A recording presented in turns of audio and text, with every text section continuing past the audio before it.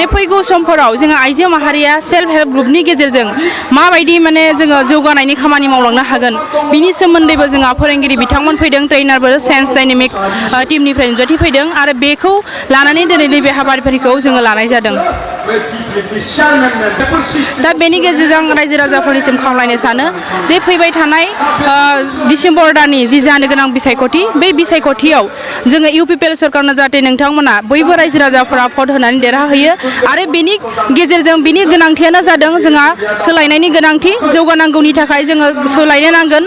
आरो जौगानांगौनि थाखायनो दिनैहाय जोंबो आइजो हान्जा जानानै आइजो माहारियाबो गासै बिटिआर ओनसोलावनो दिनै जोङो नांथाब नाजानायनि गेजेरजों बिटिआरआवहाय मोनसे गोदान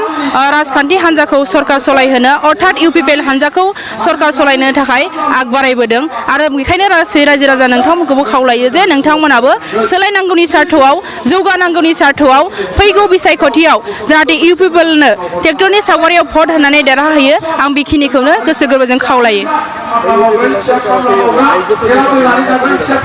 दा जे इउपिपिएलआव सरकारा फैयोब्ला जों आइजो माहारिखौ जौगानांगौनि थाखाय अर्थात सेल्फ हेल्प ग्रुपफोरखौ लानानै गोबां जौगानायनि खामानि बा आसनिफोरखौ लानाय जादों मानो होननानै बुङोब्ला दिनै आइजो माहारिया मावनो हायि जेबो खामानि गैया आरो बैबायदि माखासे खामानि जोंनि गेजेराव दङ आखाइनि खामानि माखासे दङ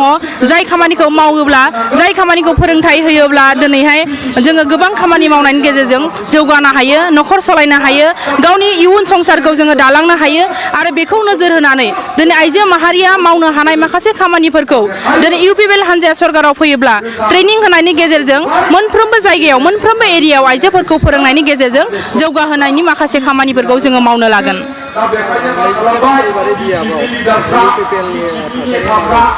नैबे 21 नं सालबारि बियाबाव दिनै इउपिपिएलनि थासारिया बुहुत गोजौआव दङ होननानै जों बुंनांगोन दिनै मोनब्रै बेवहाय साब्रै केन्डिडेट दङ मोनब्रै पार्टिनिफ्राय बेनि मादाव दिनै इउपिपिएल हान्जायानो सेथियाव दङ आरो इउपिपिएल हान्जाजों कन्टेस्टआव फैनो हानाय गुबुन पार्टि दिनै सालबारि बियाबाव गैया होननानै जों बुंनांगोन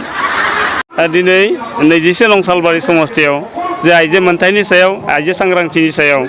सालबारि जिल्ला इउपिपिएल उमेन सेलहा दिनैहाय मोनसे सुबुं थुबुरमा बावहाय खुंदों दा बे सुबुं थुबुरमानि गेजेरजों नैबे ओनसोलनि नैबे समस्थिनि आइजोफोरखौ आङो गोसो गोरबोजों बरायदों आरो बिथांमोना आइजोनि मोनथायनि सायाव जि सावरायनो नागिरदों आइजोफोरखौ राजखान्थि भाबै सांग्रां खालामनो थाखाय जिबायदि सावरायनो नागिरदों बे सावरायनो ओंखारनाय मोनफ्रोमबो हाबाफारिखौ आरो हाबाफारियाव बाहागो लाफैनायनि थाखाय आङो 21 नं सालबारि समस्थिनि आइजो बिथांमोनखौ आं गोसो गोरबोजों खुलुमबाय आरो आसा खालामदों जिबायदि आइजोफोरा लोब लोब नुजाफैदों दा बे हिसाबै आइजो माहारिया जुदि बेबायदि नुजाफैयोब्ला बेबायदि राजखान्थि हान्जाया जे गोख्रोंनिफ्राय गोख्रोंसिन जायो सक्तिनिफ्राय सक्तिशालिसिन जायो बेखौ जों बयबो मिथिगौ आरो आङो निश्चिन्त जे जोंनि आइजोफोरा सांग्रां जाखाबाय आरो नैबे 21 नं सालबारि समस्थिनि गासै बर'ल' नङा गुबुन गुबुन माने हारिनि आइजोफ्रा खौसे जानानै एबार ट्रेक्टरनि सावगारियाव भट होनानै इउपिपिएल हान्जाखौ सरकार गठन खालामनो थाखाय माने लोब लोब ओंखारबोखाबाय बे माने रोखा जाबाय आरो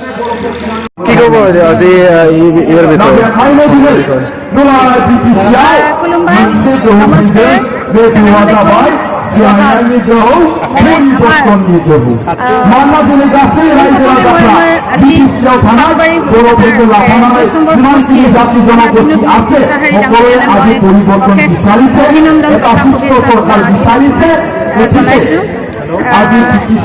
নির্বাচনী দিন একেবারে থেকে চমু চাপি আহিছে গতিকে এই দিনকেইটা আমি যাতে অশান্তি নোহোৱাকৈ যাতে আমাৰ নিৰ্বাচনী আমি পাৰ কৰিব পাৰোঁ তাৰ কাৰণে আমি সকলো ৰাইজে প্ৰাৰ্থনা কৰিব লাগিব আৰু এইবাৰ আমাৰ ইউপিপিএল দলৰ জয় নিশ্চিত মই একদম মানে একমতে ক'ব পাৰোঁ জয়দেৱে মোক ইণ্টাৰভিউ লৈছিলে কুৱেশ্যন কৰিছিলে যে ইউপিপিএল দলৰ মানে পজিশ্যন তেতিয়া মই একমতে মই কৈছিলোঁ যিহেতু নৱপ্ৰজন্ম যুৱতীসকল যেনেকৈ উঠি আহিছে গতিকে আমাৰ জয় নিশ্চিত কাৰণ কিয় এনেকুৱা নিৰ্বাচনী প্ৰচাৰ আগতে কোনো ৰাজনৈতিক দলত কোনো দিনে হোৱা নাছিল যিহেতু মই একদম সৰুৰ পৰা মই বিভিন্ন ধৰণৰ আন্দোলন মই দেখি আহিছোঁ ৰোমাঞ্চকৰ আন্দোলনৰ পৰা